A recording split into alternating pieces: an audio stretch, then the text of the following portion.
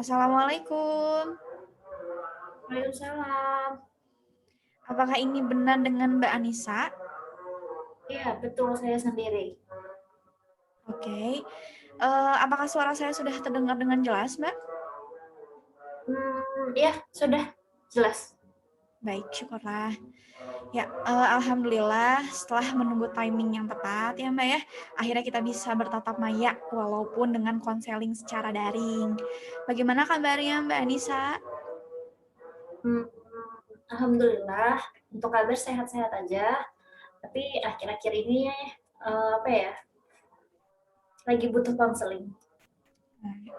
Alhamdulillah kalau misalnya memang sehat ya, semoga kita betul-betul senantiasa diberikan kesehatan, lahir batin, dan keberkahan di bulan Ramadan ini. Amin. Ya mungkin di sini saya akan memperkenalkan diri terlebih dahulu agar kita bisa saling mengenal.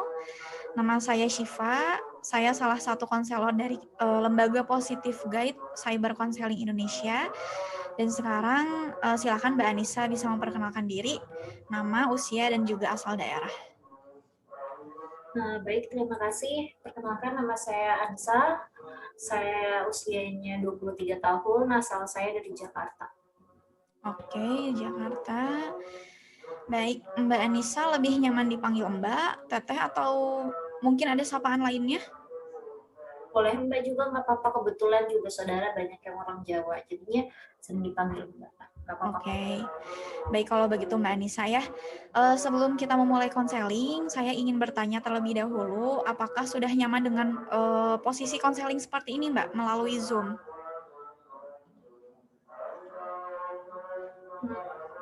Kalau dipikir-pikir sih sebenarnya saya mainnya lewat WA ya. Hmm. Tapi khawatir nggak maksimal, jadinya nggak apa-apa lah lewat Zoom juga. Insya Allah sudah nyaman dengan posisi seperti ini. Oke, baik. Alhamdulillah jika memang Mbak Nisa merasa sudah nyaman. Sebelumnya di sini saya jelaskan terlebih dahulu Mbak ya prosedur konseling. Jadi nanti kita akan melakukan proses konseling perdana ini dengan durasi waktu 20 menit seperti yang telah Mbak ketahui mungkin ya saat pendaftaran awal, di mana semoga dengan durasi yang singkat ini bisa dipakai oleh kita secara maksimal, dan jika pada akhirnya dirasa kurang gitu ya dan membutuhkan tambahan waktu, Mbak Nisa bisa memperpanjang kontrak konseling ini dengan menghubungi admin Positif Guide ya. Insya Allah setelahnya akan diatur kembali untuk proses konseling selanjutnya. Nah, apakah ada yang ingin ditanyakan terlebih dahulu, Mbak, tentang mengenai prosedur ataupun terkait dengan konseling daring ini? Oke Bu, untuk penjelasannya cukup. Hmm? Jadi tujuan saya di sini tuh, saya tuh sebenarnya lagi ada perasaan rasa khawatir ya, Hmm. rasa takut, pengen cerita, karena khawatirnya kan cerita saya ini kan nanti disebar kemana-mana, tapi hmm, ini juga untuk pertama kalinya juga saya konseling Konseling. ini. Hmm. Jadi insya Allah dengan penjelasan Mbak tadi udah cukup buat saya. Dan insya Allah saya bisa cerita ke Mbak. Oke, begitu. Sebelumnya saya berterima kasih pada Mbak Nisa ya karena sudah mempercayai kami sebagai tempat untuk konseling online. Tapi Mbak Nisa tidak usah khawatir ya, karena cerita yang akan Mbak sampaikan ini uh, tidak akan sampai kepada siapapun dan tidak akan diketahui oleh siapapun, dikarenakan dalam konseling terdapat asas dan kode etik konselor yang harus dijalankan oleh konselor. Salah satunya adalah asas kerahasiaan, di mana konselor itu memang berkewajiban untuk menutup rapat rahasia yang diceritakan oleh konseli. Nah, jadi tidak perlu khawatir karena insya Allah pasti akan terjaga kerahasiaannya. Dan dalam asas konseling pun ada asas kesukarelaan, Mbak, di mana konseli itu memang harus sukarela gitu untuk bercerita. Idealnya memang seperti itu. Jadi suatu hal yang sebetulnya patut diapresiasi karena Mbak Anissa pun sudah sukarela gitu untuk membuka diri bercerita kepada kami, begitu. Gitu ya, saya baru tahu. Alhamdulillah kalau penjelasannya seperti itu, ada asas kerahasiaannya. Saya jadi lega sih, Mbak. Hmm. Alhamdulillah. Jadi bagaimana Mbak Nisa, apa yang sedang dirasakan, apa yang ingin diceritakan? Gimana ya, Mbak ya? Jadi gini, Saya itu kan baru 3 bulan ya di Bandung. Hmm. Tapi itu pun karena adanya penempatan tugas oleh kantor, saya harus menetap di Bandung dalam waktu yang cukup lama. Nah, nggak tahu kenapa ya, saya tuh merasa asing banget gitu di sini. Istilahnya kayak nggak PW dengan kondisi di sini. Karena memang di kantor itu kan saya ditugaskan menjadi personal assistant, dan akhir-akhir ini saya banyak bertemu dengan rekan dari Bandung. Klien saya juga mayoritas kan orang sini. Nah, kendala saya setiap apa ya eh, berpendapat atau merespon atau mengeluarkan aspirasi atau masukan, saya tuh merasa banyak penolakan dari rekan-rekan baru saya. Kayak di tim saya yang baru, terlebih lagi tuh atasan saya pun juga orang di sini, nggak tahu kenapa saya belum bisa gitu ngebangun chemistry yang positif ke mereka, karena faktor eh, saya pun juga apa ya merasa beliau tuh juga seperti itu, seolah-olah kayak menghalangi saya gitu, entah karena faktor komunikasi atau apa. Sampai saya tuh kayak pernah dapat sindiran yang nggak sopan lah ya, hal seperti ini kayak jadi apa ya, beban gitu untuk saya untuk bisa memahami pertemuan itu tatap muka secara langsung sama mereka gitu. Karena saya sekarang ini harus standby untuk bertemu banyak orang-orang itu, ya saya betul-betul kayak apa ya, merasa sangat terbebani karena tidak bisa beradaptasi dan mereka nggak nyambung, betul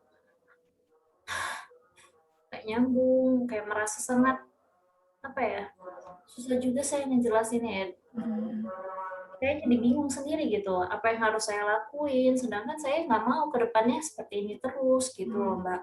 Dan jujur ya, bener apa ya, jadi kayak penghambat pekerjaan saya jika harus seperti ini terus. Itu yang membuat saya tuh kayak jadi capek sendiri, ragu sendiri. Yang nggak enak lah perasaannya, Mbak. Saya sudah menulis poin-poinnya, Mbak Anissa ya. Baik, di sini saya sangat memahami apa yang Mbak Anissa rasakan. Mbak merasa sangat bingung dengan keadaan dan merasa asing begitu ya di Bandung ini. Terlebih karena masalah komunikasi yang dirasa menjadi kendala utama untuk Mbak Anissa dan berdampak pada efektivitas pekerjaan gitu Mbak ya. Bahkan dinilai tidak sopan dalam hal berkomunikasi.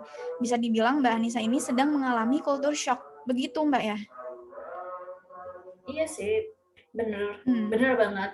Kayak seperti itu. Jadi kayak sekarang tuh kayak sedang mengalami culture shock ya. Iya, bisa disebut itu juga sih, Mbak. Kaget gitu Mbak ya.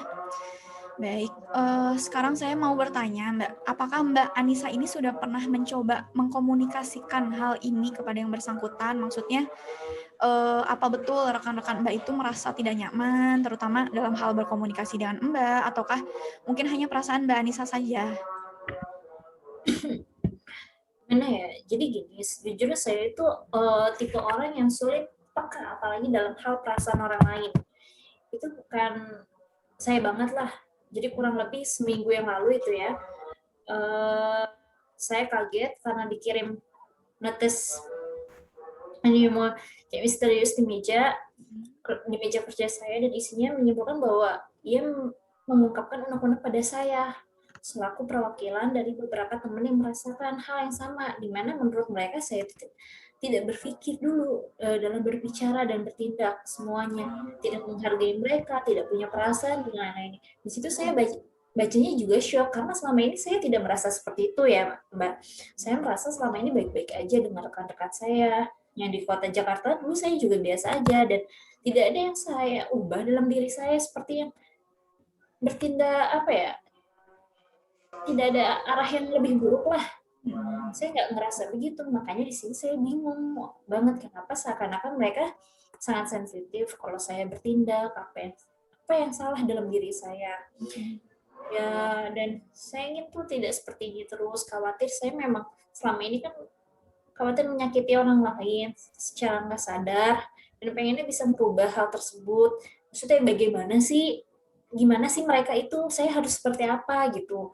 Memang apa yang harus dirubah, karena memang betul-betul jadi sumber masalah berat buat saya, di mana saya ditunjuk jadi koordinator tim kerja ke lapangan, bertemu banyak orang dengan tim baru yang memang belum klop.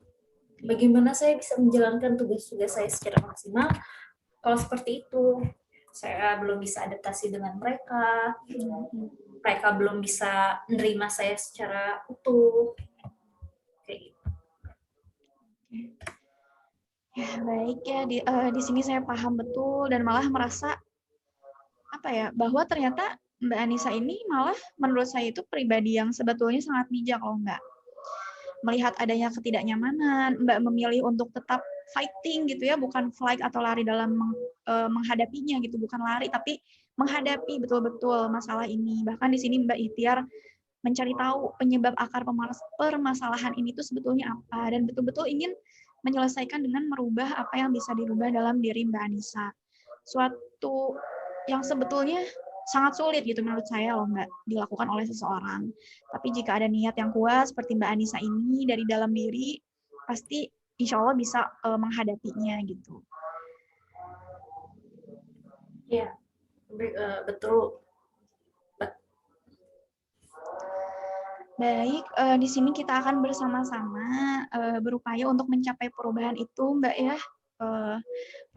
Proses konseling ini sebetulnya akan sangat bisa berjalan secara optimal apabila dari pihak konseli atau klien betul-betul berniat untuk melaksanakannya. Dan ternyata alhamdulillahnya Mbak Anissa betul-betul memiliki komitmen untuk melakukan perubahan. Itu hal yang utama dalam sebuah proses konseling. Jadi saya di sini hanya sebagai fasilitator untuk membimbing Mbak Anissa. Selebihnya gitu ya, setelahnya Mbak Anissa sendirilah gitu yang menjadi penentunya, menjadi nahkoda untuk diri Mbak sendiri. Apakah betul-betul berubah atau stuck gitu ya? Begitu kira-kira Mbak. Sampai di sini apakah ada yang ingin ditanyakan Mbak? Atau ada hal-hal yang mungkin belum dipahami oleh Mbak Anissa sebelum kita memulai pada tahap selanjutnya? Ya Bu, insya Allah saya sudah menyiapkan apapun yang harus saya hadapi ke depannya. Di sini saya sudah bertekad dan memang ingin mengetahui juga problem apa yang ada di diri saya sampai diri saya bisa merasakan culture shock seperti ini. Baik, alhamdulillah kalau seperti itu. Di sini kita akan memulai tahap selanjutnya dengan teknik latihan asertif ya Mbak ya. Teknik ini bertujuan untuk merubah perilaku seseorang agar individu bisa mengungkapkan atau mengekspresikan perasaan, kemudian menyatakan pendapat, kritik, dan lainnya secara apa adanya begitu. Jujur, kemudian terbuka dengan cara yang baik, dan tidak menjadikan dirinya atau orang lain memiliki perasaan takut atau terancam terhadap apa yang sudah disampaikannya begitu. Oke, baik Bu. Tapi sebelum itu, karena kondisi yang Mbak Anissa alami ini adalah permasalahan yang konsen terhadap perbedaan budaya, begitu Mbak ya? Atau culture shock, tadi kita bahas dulu kenapa ini bisa terjadi Mbak ya. Jadi sebelumnya, apakah Mbak Anissa ini memiliki perasaan atau merasa ada perbedaan gitu antara cara berkomunikasi dan merespon antara teman-teman Mbak di Bandung dengan respon teman-teman Mbak di Jakarta? Apakah ada? Jelas ada sih Bu, beda banget. Di sini saya nggak bisa leluasa kayak ceplos-ceplos seperti dulu. Kayak apa yang lingkungan tuh kayak sinis gitu. Kayak nggak welcome kalau saya terlalu mengekspresikan kepribadian ekspor saya. Di sini yang dimana apa ya, kepribadian saya ini kan spontan kalau merespon orang dan gercep gitu ya. Memang mereka juga kadang terlalu santai dengan deadline dan seakan-akan tidak bisa gercep gitu Bu. Saya juga heran dan sensitif banget gitu rasanya, mereka tuh gampang mereka tuh kayak apa ya, gampang sakit hati ya. Nggak tahu juga sih Bu ya, itu penilaian pribadi saya aja yang melihat dinamika dinamika sampai saat ini yang saya alami ya kurang lebih ya seperti itulah. Ya, dari pernyataan Mbak Anissa begitu ya. Betul sekali itu Mbak.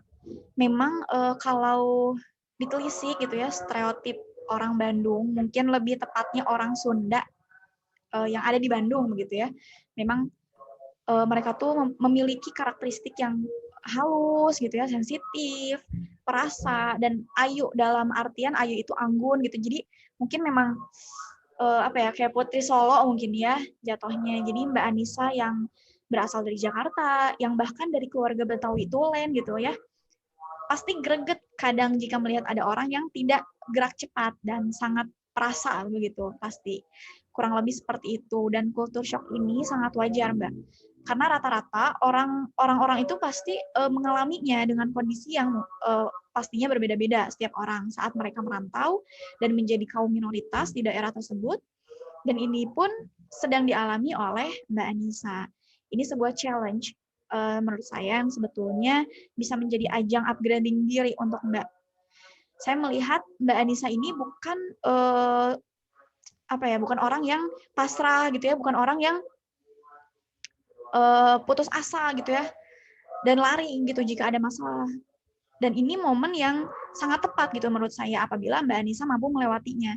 Saya yakin Mbak bisa semakin baik dalam bersosialisasi, bahkan akan mudah untuk menangani jika suatu saat menghadapi kembali kondisi kultur shock seperti ini, Mbak.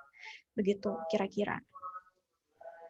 Jadi yang utama jika mengalami kultur shock seperti Mbak Anissa ini, kita memang harus mengenali terlebih dahulu budaya mayoritas, di mana pasti ada bahasa dan juga kebiasaan yang sudah melekat pada diri mereka. Dan tentunya sebagai pendatang, kita berupaya untuk beradaptasi dengan mereka gitu.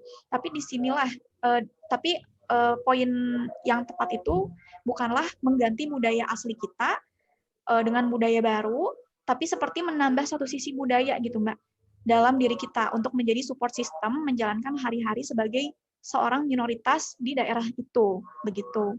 Bahkan budaya Mbak Anissa itu seperti karakteristiknya itu kan gerak cepat, kemudian tegas dalam menuntut hak gitu kan ya.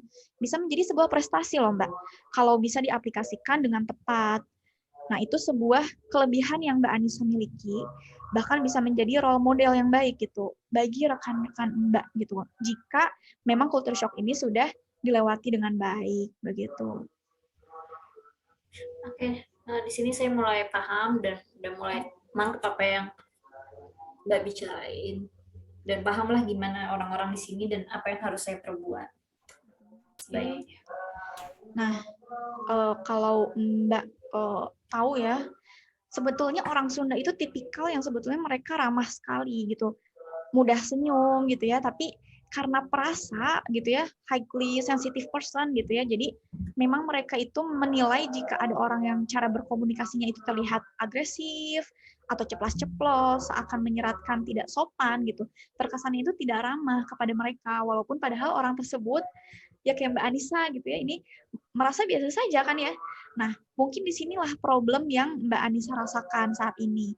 Cuman untungnya itu orang Sunda ini memiliki kata-kata ajaib, Mbak. Ini rahasia ya, rahasia umum sebetulnya. Nah, salah satunya adalah kata punten.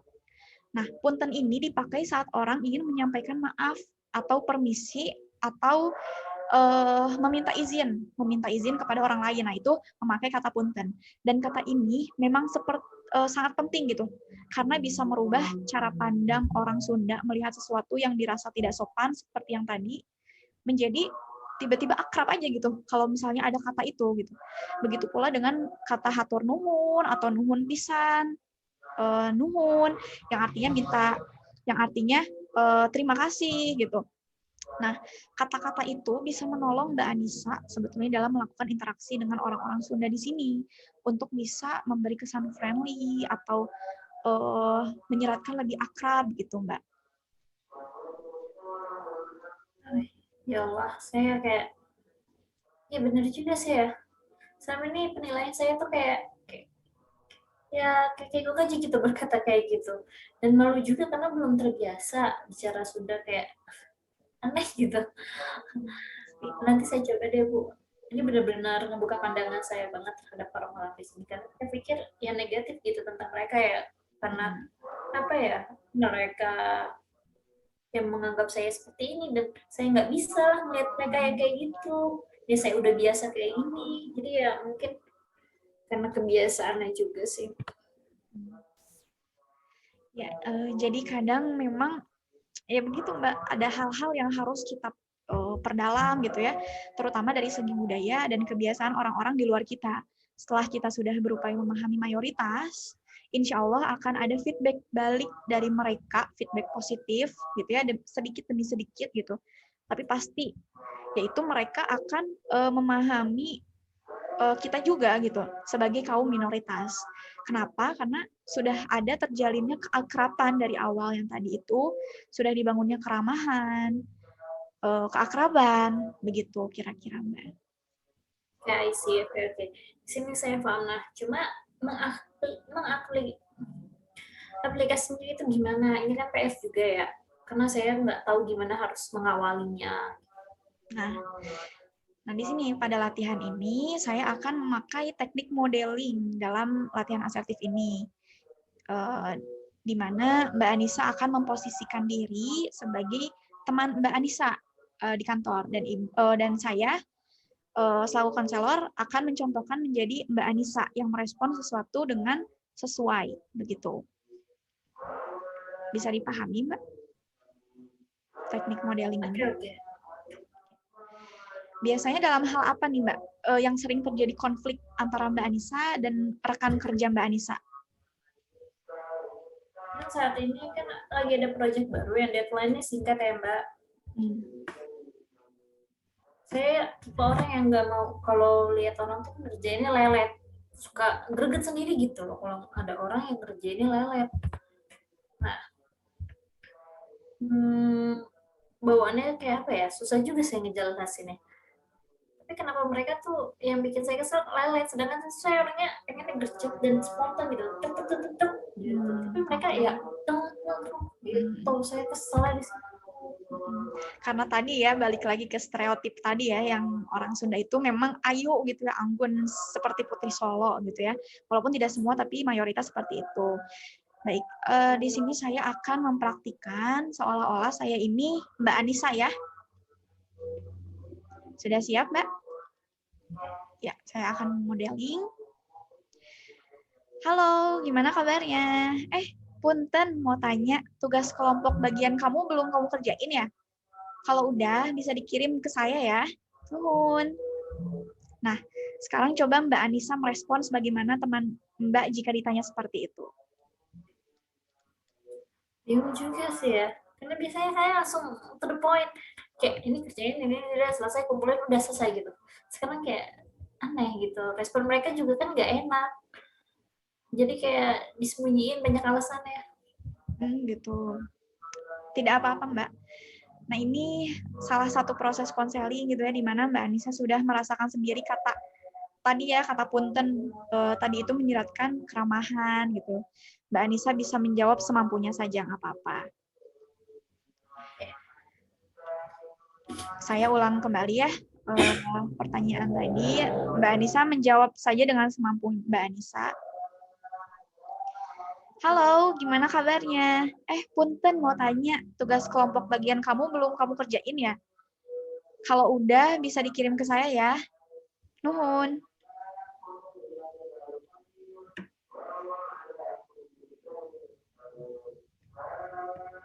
Suaranya kurang kedengeran.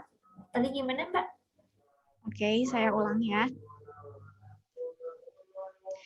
Halo, gimana kabarnya? Punten mau tanya, tugas kelompok tim bagian kamu belum kamu kerjain ya? Kalau udah bisa dikirim ke saya ya. Nuhun.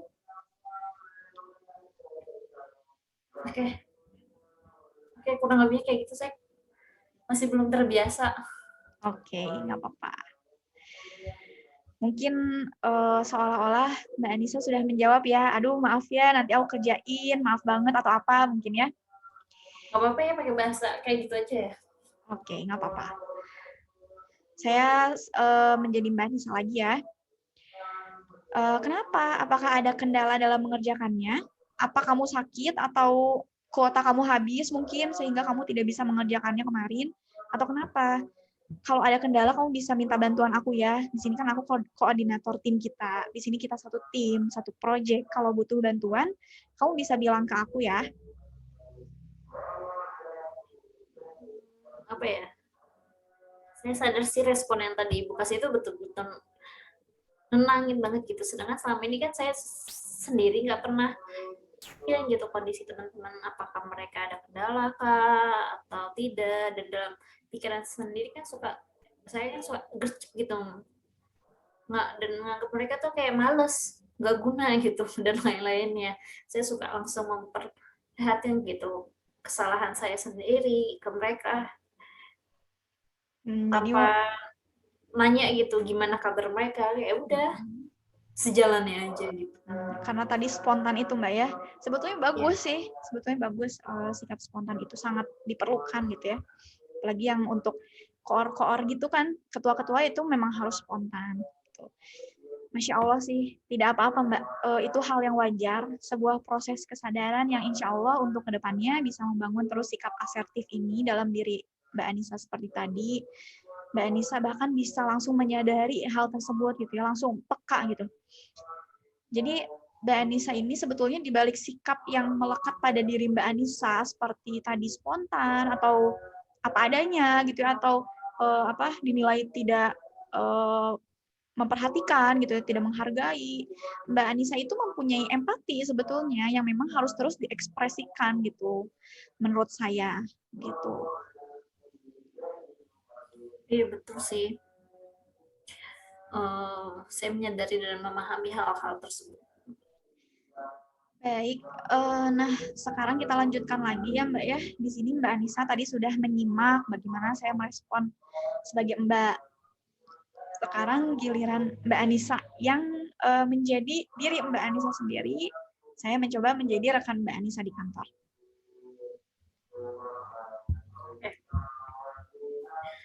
Gimana kabarnya?